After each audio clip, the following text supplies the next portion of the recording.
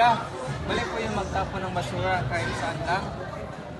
Isa lang po, kuya. Tutunin ko na tapos ko sa tamit na tayo.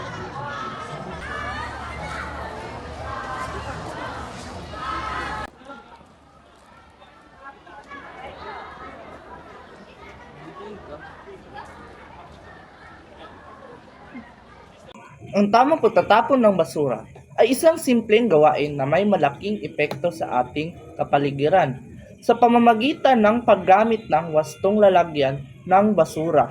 Napapanatili natin ang kalinisan ng ating paligid at naiiwasan ang pagkalat ng sakit. Ang basura na itinatapon kung saan-saan ay maaring bumara sa mga kanal, magdulot ng pagbaha at makasama sa kalusugan ng tao at hayop. Mahalagang matutunan ng bawat isa ang disiplina at responsibilidad sa pagtatapon ng basura, sa pag-iwas sa pagtatapon ng basura sa kalsada, ilog at iba pang pampublikong lugar.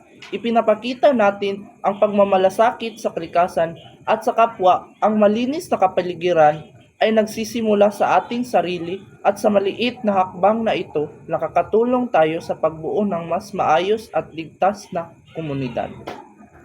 Nice.